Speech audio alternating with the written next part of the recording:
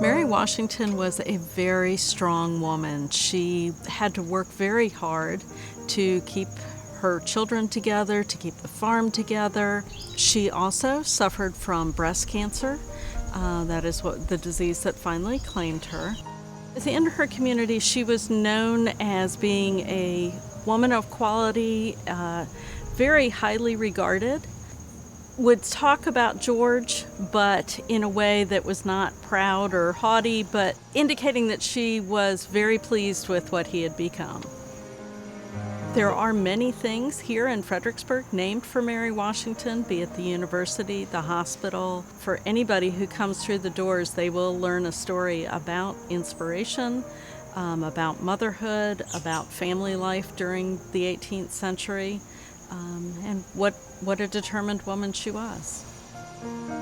She would have gone to Kenmore regularly to go visit her daughter, Betty Lewis. Betty Lewis is first and foremost George Washington's younger sister. They grew up together over at Ferry Farm, our sister property across the river.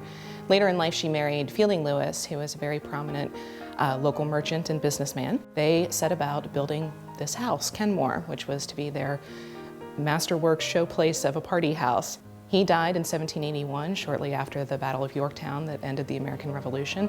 She lived here for another 14 years. She managed to hold together a family of 5 small children, run the plantation, run the farm, run the business operation, all on her own. When you think of women like Betty Lewis and her mother, Mary Washington, they are the timeless story of America and of Fredericksburg. We seem to breed strong ladies around here, and they are both very good examples of that.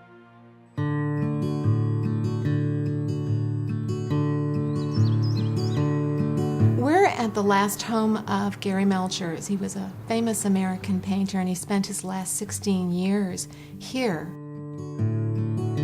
Mrs. Melchers was an artist herself when she met Gari.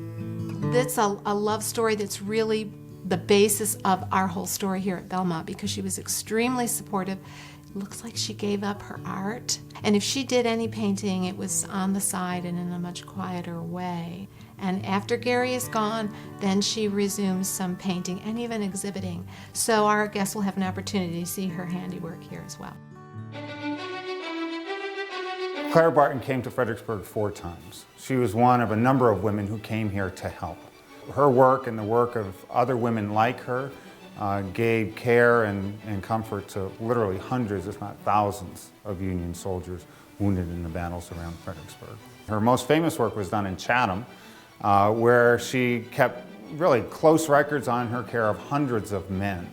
For Clara, her most vivid experiences came here in this building. This was not her first, but among her early efforts to aid the wounded.